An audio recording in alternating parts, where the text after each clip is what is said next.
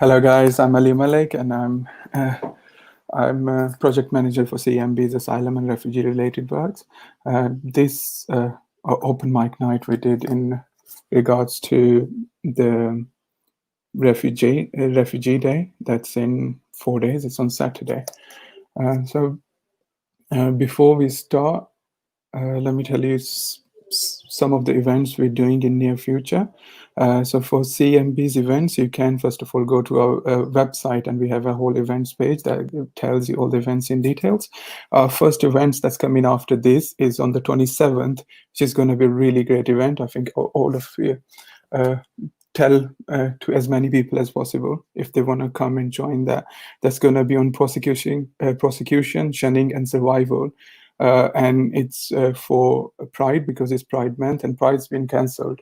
So we decided to do something online so people can still be part of a debate. And it's regarding ex-Muslim and Muslims who are LGBT. The panel is great. There's a long list of panelists. You can go to our events page and see all the details there. The event after that is our sport group. We do a monthly sport group. If you want to be part of that sport group, please send us an email at hello@exmuslim.org.uk. You can join us there. And after that, the next event is on 21st of July. That's going to be with Maryam Namazie and Geeta Sahgal on the topics of identity, racism, and liberation. That's an event to look forward to. All that, and to keep you up to date, please keep going on our website, and you'll have all the events there. Before I start, I'm gonna post a link in the live comments. You can use the link and join me in the studio, and then I'll have you on. You can have your say. It's open mic. The issue today is, of course, refugees. It's for Refugees Day. So come on, join me and have your say around ex-Muslims and apostasy and how they should be protected by the Western societies. Because in the world today, the West is the only place we can see where we can be ourselves, where we still can criticize religion and be ourselves and still survive somehow. I'll start by sharing my own story. My story is something I haven't shared in details previously, not my immigration history at least. I am a refugee, and I deal with CMB's all asylum and refugee related works. We'll be introducing more of our projects in future things. Make sure you keep up to date with our information, all the coming on, and take part in whatever capacity you can, whether it's by donating towards CMB, whether it's by if you want to do some voluntary work for us, just do keep in touch. So I was born in Pakistan into a practicing Muslim family, grew up. I think that goes without saying. Religions are constant in Pakistan. You grow up within the confines of that religion. Just after my 18th birthday, I came to England to study, did my bachelor's. About halfway through my master's, I had started questioning my religion, or how perfect my religion is. And because all of my life was built on the basis of religion, or all the foundation was at least provided by religion, my life fell apart, completely fell apart. I had to pick up so many aspects of my life that were completely, my social life was in ruins because all of my Muslim friends and my family members had started leaving me because I was leaving Islam, or I was at least questioning in a way that people didn't bear.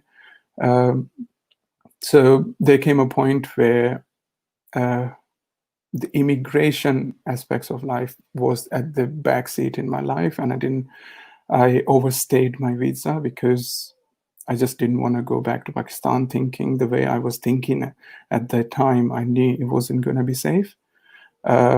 Overstayed my visa. I was undocumented for about 3 years, had the hardest time of my life during those 3 years, because you cannot legally rent a house. You cannot legally get a job.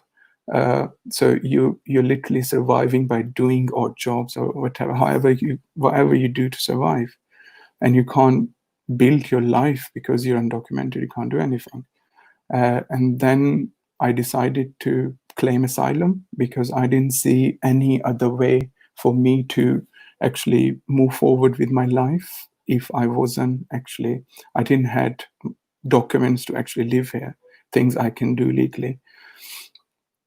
Decided to claim asylum. Got my asylum. I got really lucky in the asylum proceedings. I got it almost straight away. But we know most of the cases aren't that lucky. Almost more than 80% of the cases are rejected in asylum, and uh, and ex-Muslims are actually that typical category that actually deserves asylum, because we are from countries like, I was from Pakistan. We are from countries where we are judicially and by non-judicial elements, both of them are literally hunting us. Say the wrong thing, and you'll either be put into jail, or your fate would be even worse, where we see mob lynchings and everything.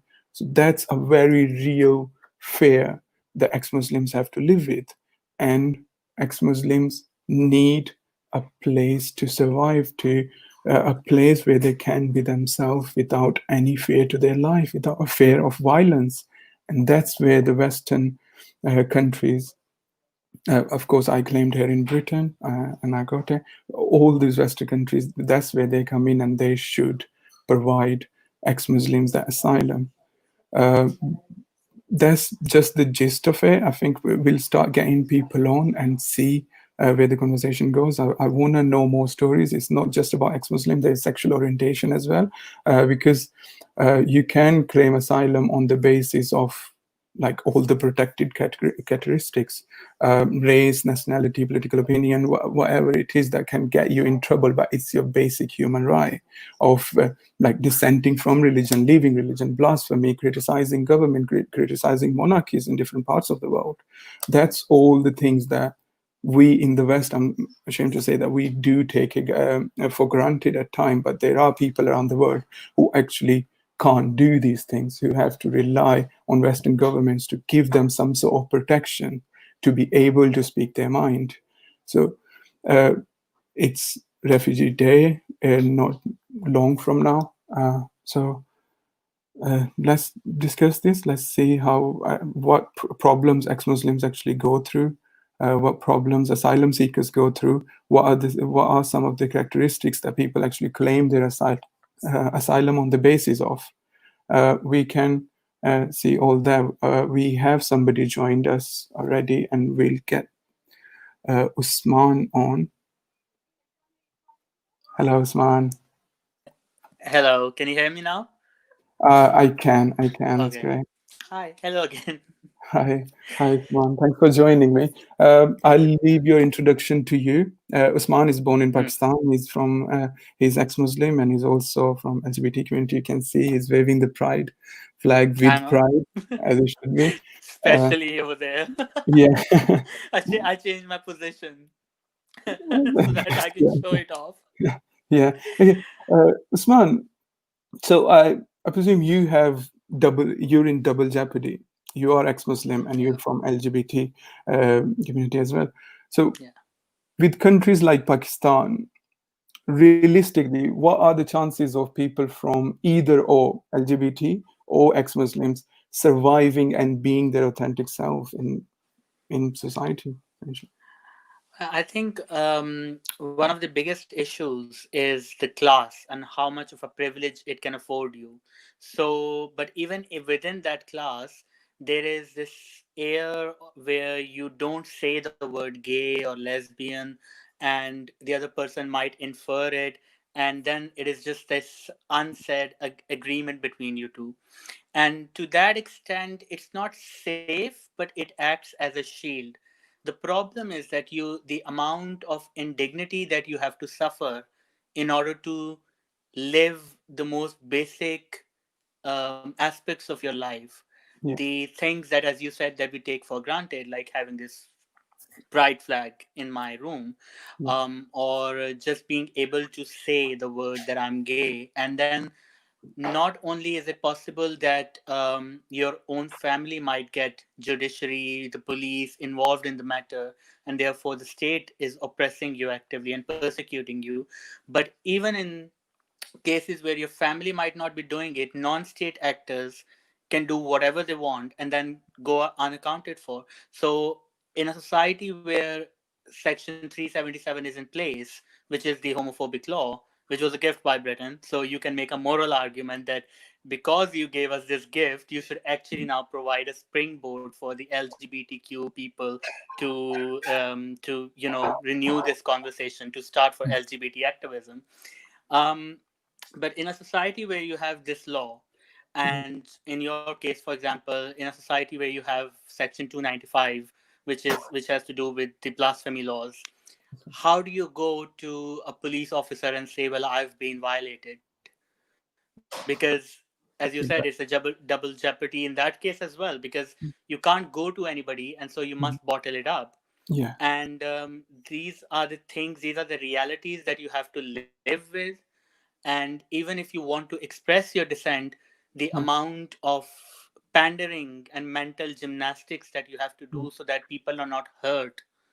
And That's this hurt is based on some, you know, it's not a hurt that is based on an actual historical grievance. It is a hurt that is based on your liking for your favorite fairy godmother up in the sky, that has nothing to do with the real lives down there. And people, not that I'm too proud of saying that, but Pakistan is so much in the news. I don't think I have to explain what the real time repercussions are for this. yeah, There are more people, according to stats, in prison for blasphemy laws who are Muslims, who declare themselves to be Muslims, than there are non Muslims. So this can only mean that you now have people who are now being judged by the state as to whether they are good enough Muslims or not. And so you have this entire state apparatus that is, defining you for you, which yeah, is the literal death of the yeah, secular principles, the fundamental liberal principles, the fundamental leftist principles, that yeah, your identity is something that you choose, and that you're a product of a certain time and space, and then you choose to reclaim it. But the state does it for you, and the most obvious case yeah. is the Ahmadiyya community, where they are literally persecuted for saying, well, we are Muslims. Well, they are if they say, but they are persecuted. Yes. So that's all you have to do to claim asylum or to be granted asylum in the Western world, at least in Europe. If you fall into a category Hmm. of protected minority, now protected, what is a protected minority? Protected minority is so anything from your race, or because there are different ethnicities within a country, nationality, political opinion, gender identity, sexual orientation, Hmm. religion. Any of these things, if you are prosecuted Hmm. on the basis of these things, because freedom to choose any of this, no, in the case of race, of course, but uh, at least political opinions and religion and or freedom to criticize religion, these are all basic human rights that West has attained through Enlightenment process in last 300 or 400 years, and they value these Hmm. processes here. But the problem is people from our parts of the world, people from the parts of the world where freedom of opinion isn't afforded to almost anybody, because state controls almost all of the aspects that of the life that you can do, to what you do with your life, what kind of professions you can choose, if you're a woman, how to behave outside of your house and everything. Hmm. If people do dare to dissent from those societies, where does the West come Hmm. in then? Does I know West has a legal responsibility because they've signed international treaties for providing protection to people who are displaced from their countries, people who are being prosecuted on the basis of their these protected characteristics. How much of ethical responsibility? Because legal is to do with numbers. They'll assign numbers. Okay, this year we're taking 5,000 people, but they have to take a step further than that, where they make it their ethical responsibility to protect as many dissenting voices as they can. And there aren't any bigger dissenters today. I know I shouldn't say that, but then ex-Muslims. Ex-Muslims are dissenting in the face of direct threats to their lives, or LGBT existing in countries like Pakistan, Saudi Arabia, Iran, just existing in these countries. They are existing in the face of prosecution because just being themselves out in the street can get them prosecuted or killed in many cases because we see lynchings happening. So does West need to do a bit more than what they're already doing to protect LGBT at least? Well, the thing is, West,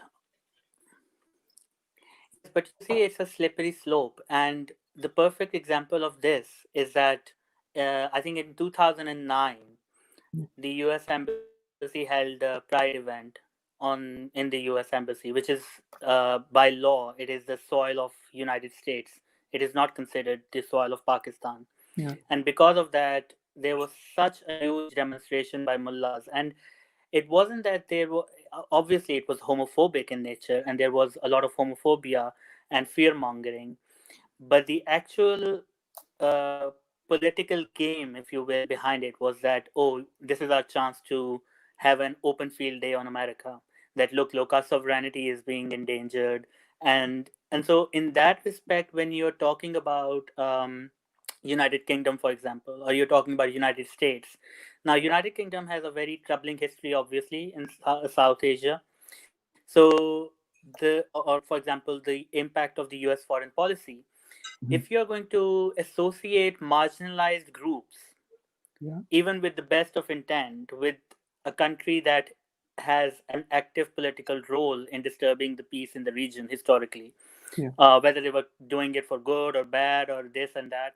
But when you associate with it, the problem is that the local population will have a cop out instead of understanding, instead of having people in England who are from Pakistan say things that are going to make them think about it. You're now going to have um, the vanguards of the religion just dismiss you entirely by saying that these are the agents of Britain. And I mean, in a sense, I don't think that you should take it too seriously, because as we all know, most of us are either with the CIA or the Mossad, or we are with the Raw.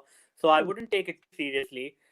And I'm very, very, by the way, poor compared to how many agencies I must be working for simultaneously. yeah. But it's always that's something that it impedes the liberation. Basically, this idea that you are choosing the side of what has historically been in our Sorry, I think we've lost you. wrestling history create a wide vacuum for the. Okay, can you hear me now? I think we've lost you. It's Can you hear completely me? frozen. I can hear you. Okay, that's an interesting take going into history. But if I can ask you to compare, oh, if I can ask you to compare like being ex-Muslim or and LGBT in countries like Pakistan and in Britain, and why would Britain allow people from these two characteristics to be refugees within their countries? What has been your take on it? What's your story about it? Well,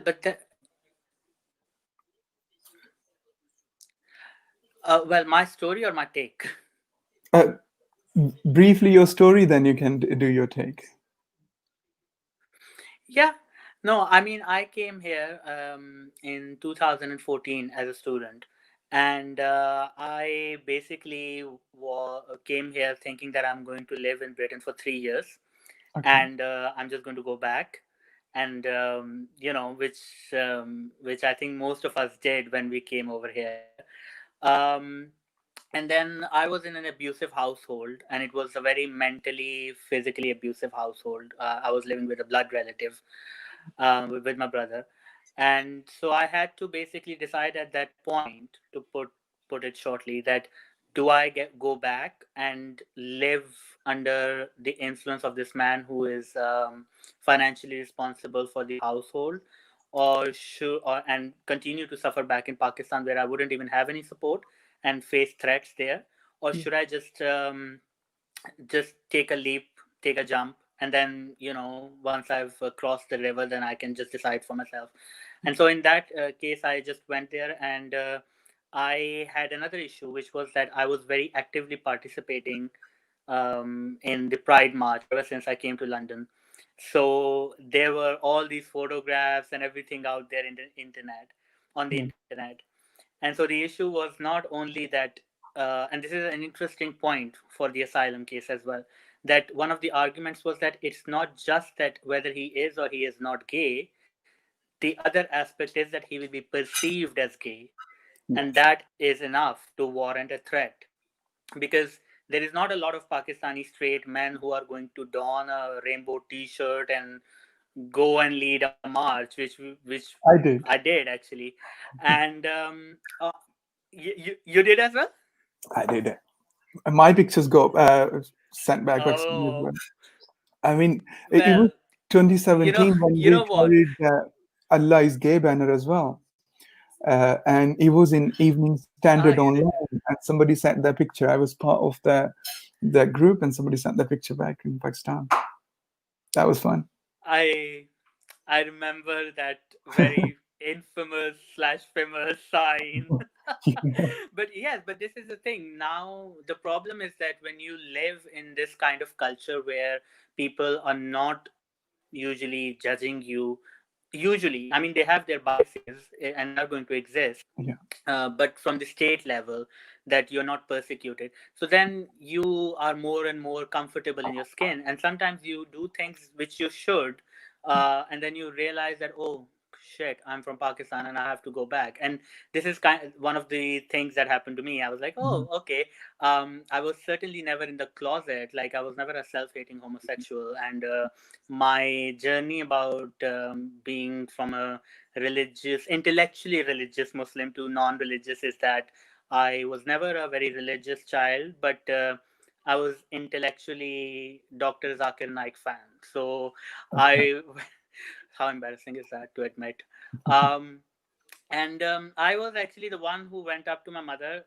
Do you remember we used to have these pocket Quran in dashboards of cars? So I was coming from school to home in car, and one day I just took it out and I said to my father that, I don't understand this Arabic, so I need a translation and I want to understand the Quran. And I had the Yusuf Ali translation. And then during this period, what happened is that, as a lot of Pakistani atheists will attest to it, I found Bertrand Russell and why I'm not a Christian. That is a really common starting point for Pakistani atheists. And from there on, there were all these arguments that used to happen on the internet, and I was one of those, intellectual liberal Muslim, and we can, oh no, it's everything nowadays, I guess. And but what happened is that through discussion I had to analyze what I was saying and critically analyze, and then I just came to the conclusion that the idea of a god who's more concerned about my asshole than he's worried about a starving child in Africa does not make any sense at all. And um did that and make you did that make you worried about your safety? Yes, and there is an interesting. You see, when I left religion, I was a 16-year-old boy. Wow. So what happened with me is that if somebody had asked me, "Oh, are you not religious or anything?" I would say, "Well, I'm not," because I didn't understand the state actors who were involved. I didn't understand how state is oppressing. I didn't understand how it impacted my life, how little things can get out of hand. And I was in O level first year in DPS, Defense Public School, and a child asked me. His name was Usmann as well. He was like, "Oh, I heard that you don't believe in God," and I said, "Well, I don't." And then I tried to reason with him a little bit, and unbeknownst to me, there was PT meeting, parent teacher meeting, and my mother went alone because I think I was ill or something. And she came back and she said that there is some other Usman, and his sister came in to the classroom and she said, "Who is this Usman? Who is telling our kids that Allah doesn't exist, and who's telling our kids that homosexuality is okay, and he's leading our children astray." So it was a very proud moment, but it was a moment where I was like, maybe I don't need to go to the supermarket right now. I need to just calm myself down. So this is a very real threat. And now, for example, we have Dr. Arfana, who is a Pakistani feminist, right? yeah, And she is now embroiled in a blasphemy case. And that is the perfect example of how blasphemy cases are used to actively persecute yeah, not people who are even apostates, yeah, but people who are critical of the military regime, yeah, people who are critical of what is happening in Balochistan, people who are critical of, like Dr. Arfana is, I think, a yeah. supporter of Pashtun Tahaffuz Uh, movement, that's which right. is for the. Hmm? If we can come to Can the you hear me? refugee aspect in the West, because it's for Refugee Day. Can you Yeah, hear yeah, me? yeah, yeah, yeah. No, definitely. So, what was your question about the West? Yeah, I can hear you. Can you hear me? No, like what are your experiences like in the West? Like how important is it people who descend or people who are LGBT from countries like Pakistan, Iran, Saudi Arabia, Bangladesh, all these countries who prosecute us? How, Hmm. what responsibility does West have to get them out of there or give them protection, essentially? Well, the West has. I would say that first of all, the basic, how can you say, priority should be to actually provide safe haven to people like you and I, because this can act as a springboard to bring about change. A lot of the work that is being done by atheists, by ex-Muslims, is being done outside of Pakistan, for example. And the thing is that we live in countries where we cannot as openly state about even LGBT rights as we can outside. Now, this is whatever the historical reasons are, whatever the case is, this is just a bare minimum fact. Yeah, And in that respect, I think that providing asylum to people like you and I is actually an important step, because as you said that, and I don't disagree with you when you said that atheists and LGBT people, we deserve so much of this asylum, because yes, there are refugees, and we refugees are refugees. I'm not trying to like distinguish in a bad way, but the thing is, like, we are outside the circle from everywhere, you know. um, we are not only suffering over there, but the people who are from the Islamic clergy are also trying to make it hard for us to live here. So yeah, in that respect, we are owed that responsibility by the British state, the safety of the ex-Muslims, the safety of LGBTQ Muslims. yeah, I know that there was a documentary, I think it was Channel 4, which did it about how ex Muslims are being attacked in London. It was some time back. And these cases are not brought out into the open because of this whole narrative this and narrative that. But as you said, that people like, for example, myself, we get the double whammy out of all of this, because um, so first of all, that springboard argument, that we have the springboard from which to launch. yeah, The other thing is to apply pressure, but apply it in a diplomatic way, because there are certain countries who have been trying to spread awareness about sexual rights, like Germany, like Sweden, and Pakistani people do not seem to have an issue with it, because they are, first of all, we do not have that history with them in which we will start having this conspiratorial thinking all of a sudden as a knee jerk reaction. yeah, So I'm not saying that UK and US shouldn't do anything, but these are the laws of the land. I think US should have taken a position that, sorry, but this is our embassy in 2009. This is our embassy. This is our soil, and we are free to celebrate Pride. And I think that did send a message to at least it started the conversation. Before that, I remember people didn't even know what LGBT was. yeah, that's right. People didn't know, like, so that is another thing. um, and I think that creating a peer pressure in United Nations, for example, that is another aspect, because Pakistan has done that. There was a time when Brazil tabled a motion, pro LGBT motion, and Mm. Pakistan not only opposed it, it very actively tried to dissuade other UN countries, UN representatives, delegations, to vote against it, to vote against that motion. That's So awesome. Pakistan should have been cornered in that in that body. UN, I think it was General Assembly, yeah, Mm. and we didn't, because there was this whole, there is always this, the usual argument, oh, it's their culture and this and that, which is another bogus argument. Yeah, that's The a other deep thing is I that think sorry. need to move forward now. I need to get the next person on. Uh, it was thank you so Yeah, much yeah, for definitely. coming on. Thanks a Thank lot. you for having You me. were brilliant. Thanks for sharing your story. Thank Thanks a lot. you. Bye bye. Thank Bye. you.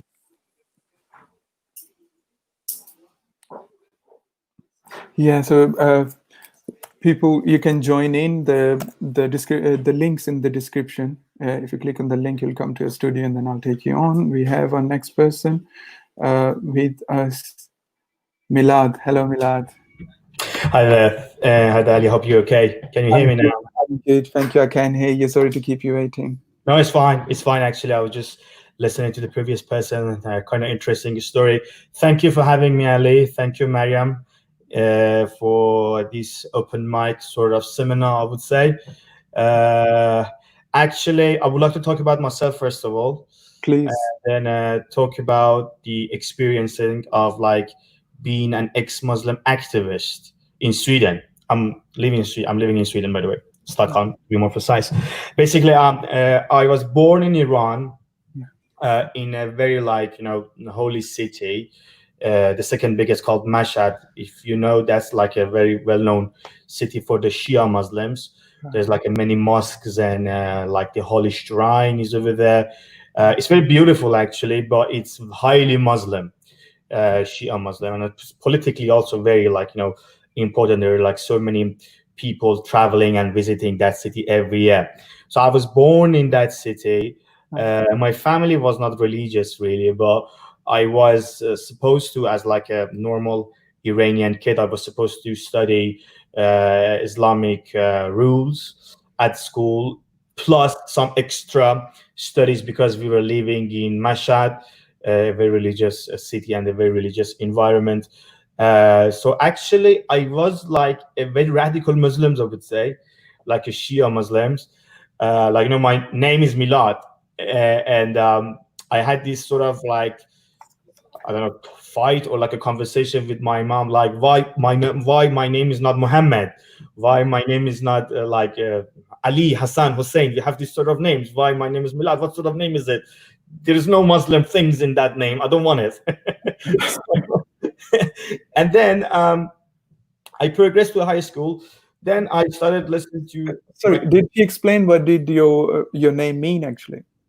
it means like it's an Arabic name. It means birth, but like in Iran they normally like use it.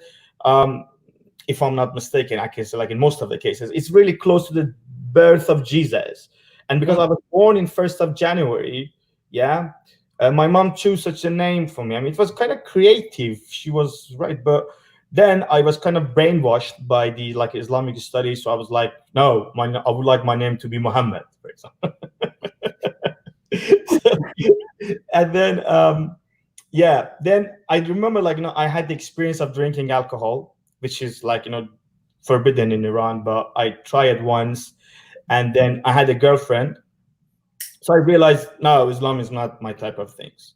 right. And I started listening to like a heavy metal, like a rock, and then I was just doing some studies about the punkism, like a left movement in Europe, and these sort of things. And then I left the country at the age of 16. I moved to Germany to finish my high school, and then I totally became like ex-Muslim somehow, like a person who really criticized Islam and stuff like that. But I was actually still quite young. So then I met this organization, ex-Muslims.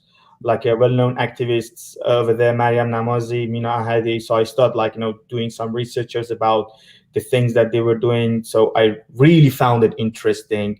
I knew that I'm an ex-Muslim. I don't like Islam, but there was no specific structure of thoughts, I would say. So when I'm just like, when I'm looking at the Maryam Namazie profile, for example, then there's so many things I have to learn. Mina Hadi and some other like ex-Muslim activists as well. So yeah, that's my story for being an ex-Muslim, and now I'm the spokesperson of the Central Committee of Ex-Muslim in Scandinavia. Nice. We're trying to do something like some political activities regarding the ex-Muslims, refugees, the right of ex-Muslims, blasphemies, ex-Muslim rainbows like LGBTs, and these sort of things. But of course, we have always have an eye open on the Central Committee of Ex-Muslim in Britain to see what Maryam and like some other lads over there doing, and we're trying still to learn from those lads. One more thing I would like to talk about, if I have time. Yeah, the thing is, as an ex-Muslim activist, not just like ex-Muslim refugees, who is trying to support the refugees' rights, like ex-Muslim refugees, like secular refugees, I would say. We always have like a problem with not the people. The majority of the people, specifically in Sweden, are really nice. I mean, if you just saying I'm an ex-Muslim, I'm an atheist. I would like to live in the society when men and women have the same rights. LGBTQs are free to express themselves in the way that they want. I'm an atheist. I would like to go to a metal concert. These sort of things. They really open it, and they really accept it. Very friendly, I would say. But there are some political movements that are some sort of a block on your progress to be adapted or be recognized as an ex-Muslim or a secular refugees in Sweden. The first, I would say the first sort of movement or a politician are far rights. They're always trying to say you're coming from Iran or Middle East, you Muslims. Yes. So they always have this, how to say, they labelize us. You always have this label that you're coming from Middle East, you're coming from Iran, you're Muslim. We have this political party in Sweden, called Sweden's Democrats, Sveriges Demokraterna, which is some sort of a close to these people like Nigel Farage, Britain First, these idiots, I would say, in UK. You have, and then we have no problem with these people most of the time, as I said, ex-Muslim activists, and also how to say, lefties. We have the best communication with the Republic of Iran, Saudi Arabia, these sort of things, and they don't recognize me as a refugee secular. They don't say no, there is no such a thing. So we have this sort of problem, proving ourselves to both lefties and the far right things. That's it, totally right, because the far right, I'd say, they don't like us because of our skin color. Could I say it's right? Because we don't look like them. They prefer people who look like them around them. They don't want anything to do with our struggle. Sometimes they do try to hijack it for their own purposes, but we've been made aware of it enough to disown it straight away, and then they don't do it as much now. And far left, it's gone so far that I'm a lefty at heart, and I feel like I'm somewhere in the center now, which I'm not. I'm still very left at heart. These people, they don't want to associate with us because we say the controversial thing that's deemed controversial. Even if we highlight our lived experience to some of these people, they aren't going to listen to us because they'll have to face the harsh reality of people being oppressed by Islam. And there is an atmosphere in the left, in West now, where they are just simply unable to criticize Islam or take Islam harshly. So we are in a limbo somewhere in the middle, where we constantly have to the far left, we have to constantly telling them it's not anti-Muslim. We're talking about our oppression at the hands of an ideology. You need to make that distinction. And at the far right, well, they're not informed anyways. That's true. Like, no one care about Muslims, what so-called Muslims, more than me. They're my families. They're my friends. Yeah. So, like, who are you to say, like, you are supposed to like support Muslims and stuff? And they insist, like, far rights. They always like insist that you're Muslim, and Yeah. that's it. And no other like alternatives they would offer you. Yes. I mean, they are the block. There are so many refugees, so many asylum refugees, boys and girls, like LGBTQs coming from Iran, Afghanistan, like Iraq, Syria, in Sweden, and like if you just like look at them, they would like to be treated as a normal, sweet citizen, and these people, like a far right, and somehow the lefties, I would say. Um, they just always trying to have this sort of like a multiculturalist society. So basically, they don't really recognize your identity as an ex-Muslim or like a secular refugees. I would like to point out, the ex-Muslims, I think, should be active, should be like allowed and be in society and like expressing yourself. What like Maryam Namazie is doing, for example, is a brilliant example, I would say. Like I was just watching the seminar yesterday about like Maryam Namazie had a seminar with the guy from Canada, which I can't remember his name. Ali Malik. I think so. There was another Ali, like too many Alis.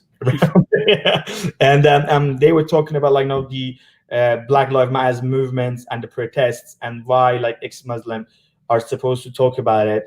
I think we need like a seminar like this more often, so actually everyone would recognize the ex-Muslims as a new group in the society. I have to go now. Yeah, I'm just gonna be back in a minute if you don't mind. Sure, no problem. Yeah, before Milad comes back, the next progression was naturally towards refugees because it's for Refugee Day. If you want to join in the podcast, please, there is a link in the comment section. There is a link on YouTube. I'm not sure if it's posted on Facebook as well, but there is a link there. Please do join in and have your say if you have anything before we wait for Milad. And Milad's from Sweden. I'm going to ask him the next question about how because Sweden's been it's become a bit notorious for not allowing ex-Muslim their asylum.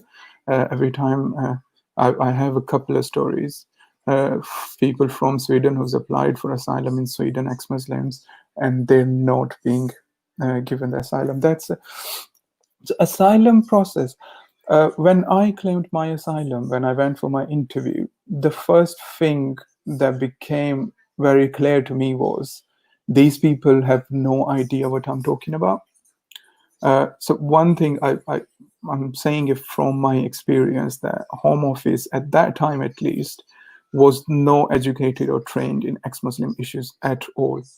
So we need to ask Home Office. We have asked Home Office before to get involved, at least know what we go through, which they don't. We have to explain each and everything, which we do have to in the asylum process anyways. But so many of the cases, the results are people are denied their asylum because the Home Office doesn't know how to deal with these issues. There are issues like people from Bangladesh are usually denied because they say Bangladesh is a secular country, even though we have examples of multiple bloggers being killed in Bangladesh because of their critique of Islam. But they don't accept that because they don't know how it is like to live as an ex-Muslim in a Muslim country. It's like I'm at work and there's some people coming, so I have to like sort out the customers. So yeah, so sorry for like disappearing. That's okay. So you it's really important. Yeah, like ex-Muslim, be loud and like be active and try to how to say, be out of closet and try to represent themselves in the host country. It doesn't matter which country you live. You live in Germany, like Scandinavia, Sweden, Norway, UK. Just be out, be loud, and try to how to say, normalize it. I mean, it's almost normalized, I would say, but like we need more war. We need to like be more active, if you ask me. That's right, completely right. So Milad, you're in Sweden, and we've had examples from Sweden recently where Swedish Migration Board isn't willing to allow ex-Muslims their asylums. There was example of Umar Mahram. I don't know whether he was in Sweden or some other Scandinavian country, where he had to actually go and burn Quran to prove he's an ex-Muslim. We have example of Muhammad Amara, who's in Sweden right now, but being denied asylum.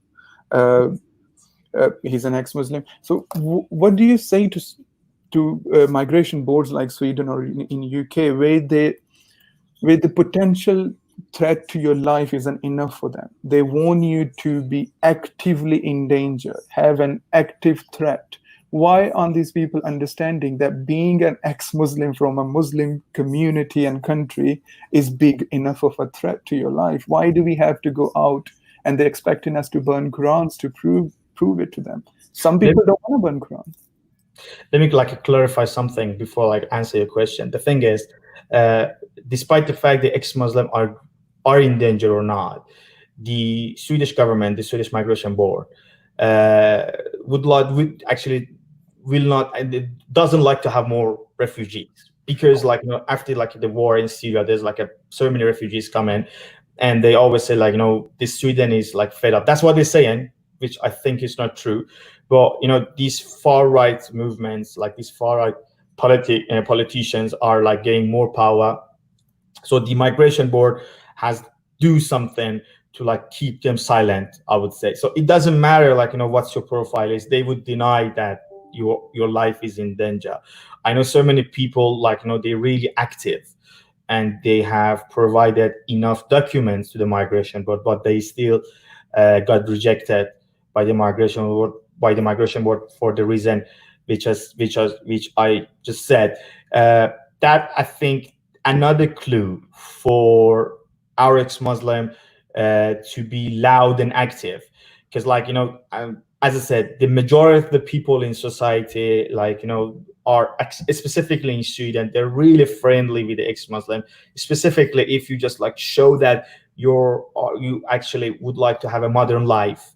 You would like to have like normal citizen, like girls, they don't like to have hijab, they would like to live like a normal Swedish girl. The majority of the people, based on my own experience, they're really friendly. But this government, they need to be under pressure, and who's supposed to put them under pressure?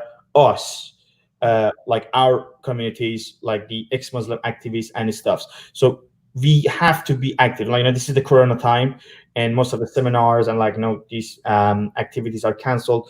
Having like this online seminar can be can be very useful, I would say.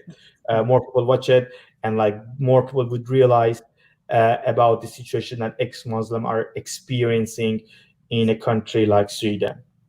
That was my point. That's brilliant. Anything else you want to add, Milad? No, that's it. I would like to thank you again, Ali. It's a really interesting seminar. I will keep watching it.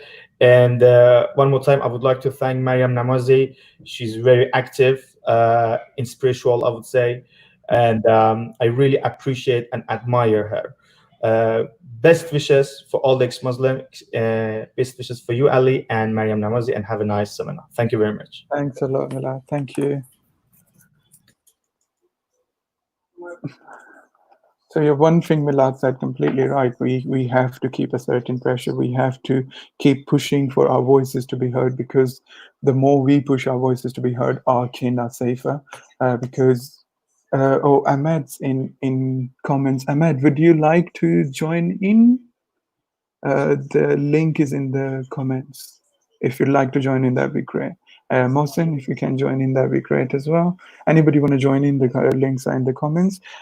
So there are so many people who are rejected, so many deserving people in Britain and Sweden, all around Europe, Ireland. I know of, they've been rejected. These people who, first of all, claiming asylum, you need to put yourself in an extreme vulnerable position to be able to do that. Because when I walked into the Home Office, I felt like I have my own life in my hand and I'm walking in there.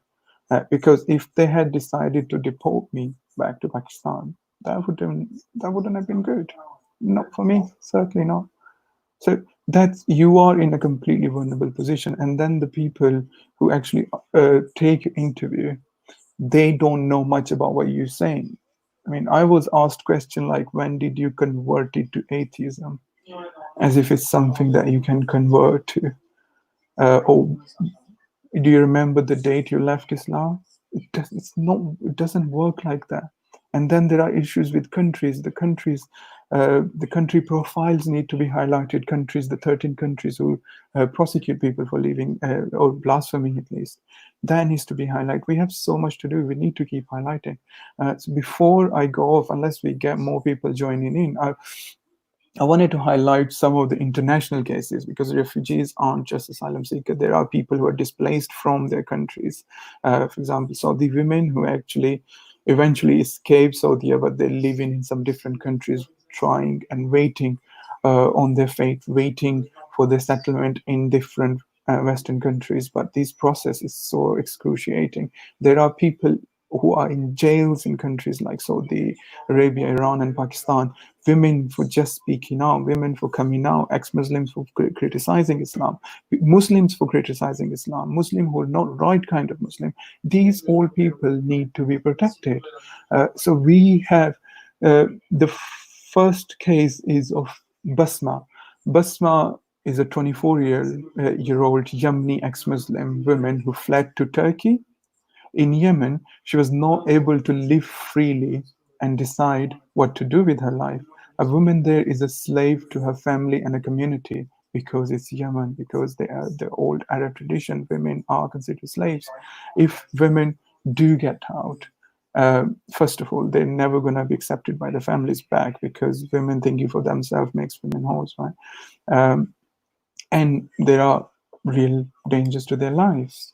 And Besma, uh, uh, so this case of Isma Arslan Najati, a 32-year-old Iranian who'd been prosecuted for his political views and social activities as an ex-Muslim and independent author, blogger, and a member of atheist and humanist societies in Iran. A 32-year-old man is in jail for speaking out.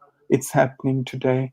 There are 40 people on death row in Pakistan for blasphemy. That's happening today. We need to speak out for them.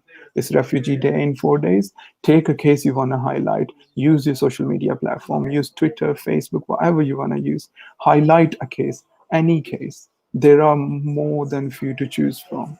There are 40 people, as I said earlier, on death row in Pakistan. Let's highlight one case, any case you choose. Let's use this Saturday and use the opportunity. We have Ahmed with us. Hello, Ahmed. Hi, hello.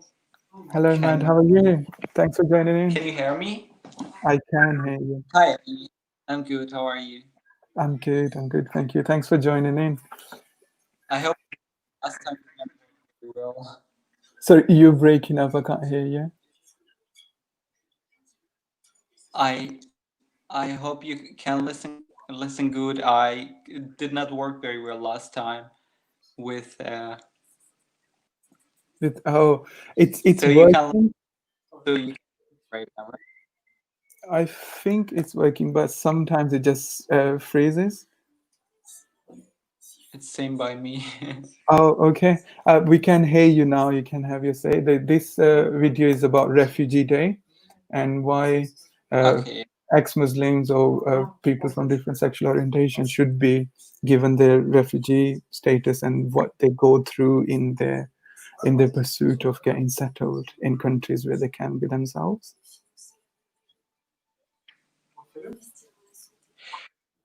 I can tell a bit the situation in Germany. For me, I came in age 15. I in Iraqi Kurdistan, I've been jailed for not believing. My dad have reported me to the police.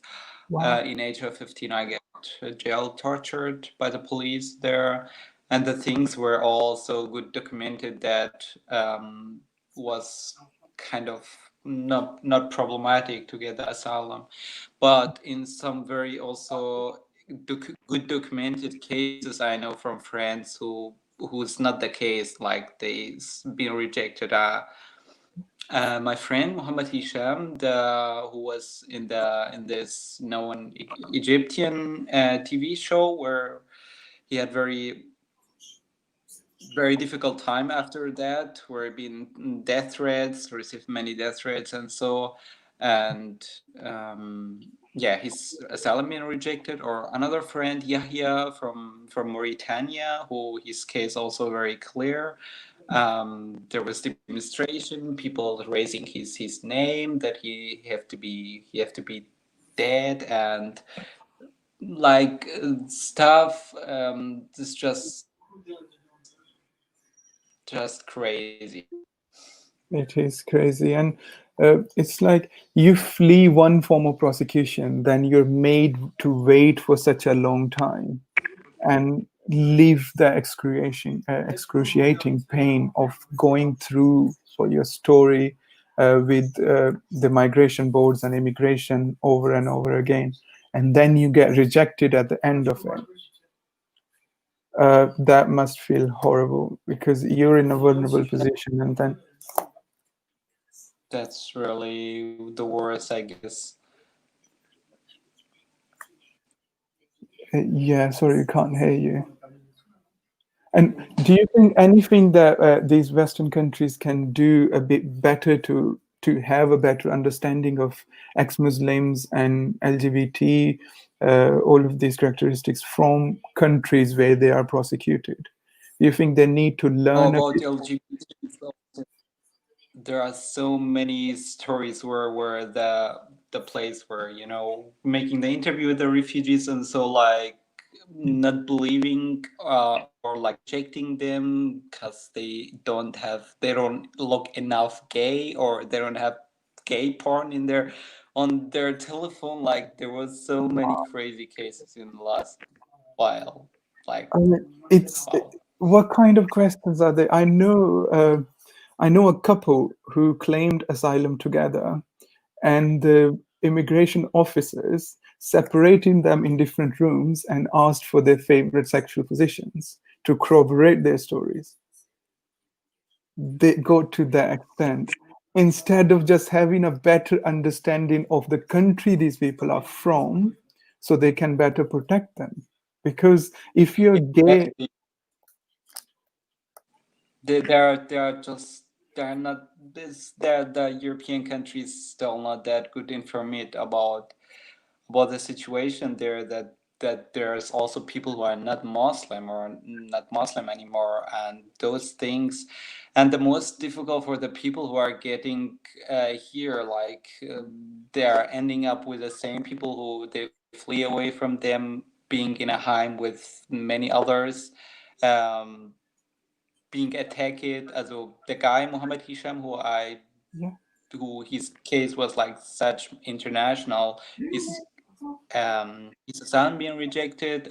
We had he had first kiss with me.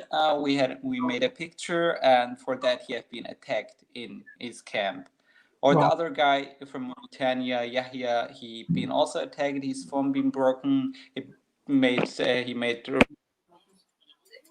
report by the police, but they did nothing about it. There's Muhammad is in a better place right now, but for many people, it's really horrible to be in this refugee camp with many hundreds different other people, um, while you being forced to live kind of like them, to yeah. pray, to protect. That's just horrible. It's just that, and these countries they need to do better. They need to have a better understanding of the things we go through, essentially. Because, And as you mentioned about the rejection reasons they do, sometimes they say, "Oh yes, we believe you are scared of your life, but it's your scare. We can't do anything about it. Go back to your country." People have been told that here in Britain. So we need to keep forcing these immigration boards and home offices to actually have a better education around ethnic and refugee issues. so they can make better informed decisions, and people don't have to put their life on hold for so long to be themselves again. Ahmed, the connection is quite bad. I think we can't. Your video is frozen up again. Yeah, and we can't hear you. Is there anything you'd want to add around Refugee Day? And Not really. that's great. Thanks for coming on, Ahmed. Thanks for sharing. Thank you. Bye-bye. Thanks. Bye.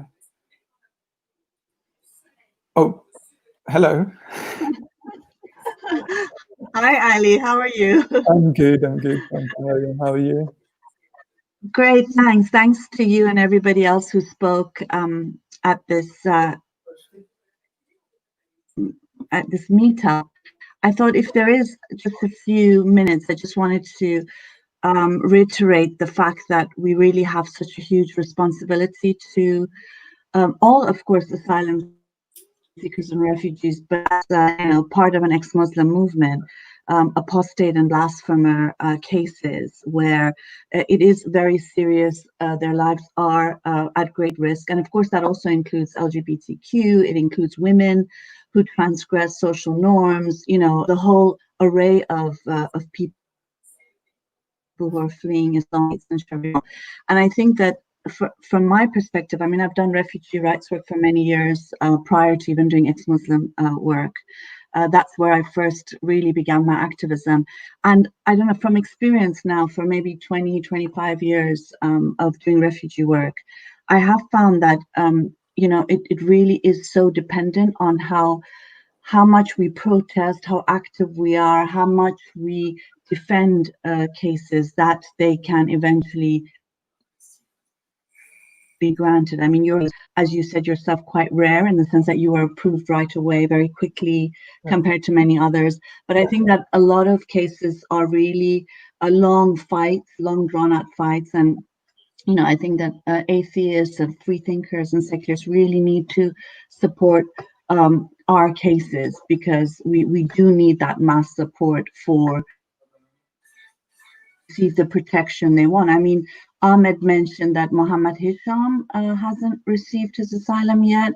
I mean, is that correct? I mean, that just, if he can't get asylum, I'm not sure who can, so, and we've got cases like Muhammad Ali, we've got Aftab Ahmad here in the UK, cases that we're really focusing on, as well as, of course, internationally. And I don't know, I think you've got a list of some of our Refugee 2 cases because you're coordinating that campaign. So maybe if we can mention their names too and just ask people to help in any way possible. So that's all I wanted to say. Thank you. Thank you for coming on. Yes, we have, there are people who are actually being treated unfairly by the Home Office. There are people who they'd accept their subjective fear of life if they return back to Bangladesh, but they'd reject any objective threat to their life if they return to Bangladesh. Because it's like Shavon. Shavon's a brilliant activist. You should people should search him. He's an LGBT magazine. He's run from Bangladesh before. He was rejected, and he's in that struggle. Aftab Ahmed, who's had actually who's unfortunately had to face some violence at the hands of Islamists in Pakistan. He's been rejected, and he's been kept in that limbo for 2 years where he can't even move forward. Such a bright mind like Aftab, and he can't move forward with his life because they want to keep him in limbo, reject over and over again. Muhammad Ali, an Egyptian ex-Muslim who's been rejected, and he's again in the same limbo. So, Maryam, so I understand Home Office must have a huge workload and everything, but they need to realize that it's people's life at stake. Giving so much power to the decision making. I don't know if you know about the whistleblower who did the Guardian piece. It's like claiming asylum in Britain is like buying a lottery ticket. You might get it, but most chances are you're never going to get it, because there are some decision makers within Home Office who are notorious for never allowing any asylum. So why doesn't Home Office look into this matter? What's stopping them? I mean, I really think that we have to recognize the era that we live in. I mean, because I've done refugee rights work for even the pre-Cold War era, which is that's a really long time. My son's reading about it in history books, but so during that time, because there was this opposition with the Soviet Union at the time, there was this attempt by Western countries to show that there's refugee rights, pro-human rights, and it was really very welcoming to refugees and asylum seekers. And I think at the end of the Cold War, there was a change to a sort of different world order, and that had a knock-on effect on many different aspects of human rights, but particularly asylum rights as well. So I think really the fact that the procedures are so unfair, that they take so long, it is this sort of putting asylum seekers and refugees under unbearable pressure, psychological torture, really. Yeah. With their basic needs not being met, as a way of forcing people to just give up their hands up and say, we're going to return, self-harm, committing suicide. It's all a way of sort of delaying the numbers of people that they can accept, and that's why I say that it's a huge fight. And not to forget too, that those of us who managed to get to Europe, even though we know how hard the situation is in camps, as Ahmed mentioned, in like people who are in Greece, who are in the jungle of Calais, it's just the standards of life there is worse than any refugee camp. It's the same as some, on the Iranian border or in Afghanistan. Because now their policy too is to keep people outside. There's this Fortress Europe, keep people outside. So in Australia too, they'll send you to Nauru Island, for example, to the Pacific Islands. EU governments have made arrangements with Turkey so that they don't let refugees and asylum seekers get to Europe. And so because of that, they are putting pressure. And that's why I'm saying, like every other right in this world, we have to fight for it. And it's not something, even though, as you mentioned earlier, the Refugee Convention, the Refugee Protocol, asylum regulations in various countries does say that people who have a well-founded fear of persecution based on race, religion, nationality, membership in a particular social group or political opinion have the right to protection. It's a human right, like housing is, like education is, like health is. Even though those laws exist, it's not in reality. We know it's a very different thing. And so basically the only reason I came here, and I always talk too much, I'm sorry, is that we have to fight. We have to fight for Mohammed Hisham if he hasn't gotten his asylum. We have to fight for Aftab. We have to fight for all those wonderful people. Really, I think refugees and asylum seekers are some of the best of our societies. There are many great people who remain, but they're best because they just want a better life. They take great risks for that better life, and they should be protected. They should be welcome, and we have a big responsibility. Those of us who now have our residency, who've been through this procedure, now we're residents, we're citizens. We have to work doubly hard to make sure that they have the safety and protection that we received. So that's basically my call out. Love you guys. I'm going. Thank you. Thank you. Kick me out. Okay. Thank you, Maryam, for joining in. Thank you to everybody who've joined in. Oh, thank you to Mr. Hassan Ridwan. Thank you, it means a lot. So thank you for listening. Before going, I'd say again, the Saturday is World Refugee Day. Take a case you want to highlight anybody. Everybody's anybody whose life is in danger for believing in something, not believing in something, saying something.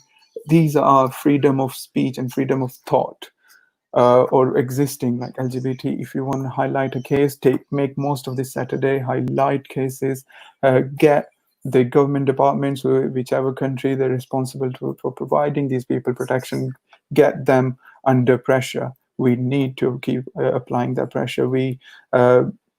My heart breaks every time I hear there's been a new arrest in Pakistan for the crime of blasphemy. it's so disheartening. It's so saddening that we live in here, but our next of kin in countries like Pakistan, Iran, Saudi Arabia, even Egypt now, Bangladesh, people are being prosecuted for simply saying something they want to say, for simply being the way they want to be, uh, for simply rejecting a faith that their parents had given them. So it's our responsibility to keep highlighting these cases. Let's all work together. Let's apply the pressure, and we need to get people to this, to much deserved protection. Before I go, I'd highlight our next events again. Our next events on 27th of June, which is about shunning and survival. If you're an ex-Muslim or Muslim LGBT, it's going to be really good. The panel, check out the panelist list. We have Maryam Namazie, Jimmy Bangash, Faye Rahman, Salima Salat, Khakan Qureshi, a Muslim LGBT man, Saima, a Muslim LGBT person. It's going to be a really good discussion. It's 3 hours long, starts at 5, it finishes at 8. Please do tune in for that. After that, our next sport group is on 2nd of July. Please send us email if you want to be part of that. You have to send in an email to reserve your place to be part of a sport group, because it's sport group, it's confidential. We don't just want to let anybody come in and join. And then after that, our next meetup's going to be on 21st of July with the brilliant Geeta Sehgal and the brilliant Maryam Namazie on the topic of identity, racism, and liberation. Please join in for that as well. And for now, bye, and I see you guys soon. And please do make most of this Saturday, World Refugee Day, and highlight some cases. Thanks a lot for joining.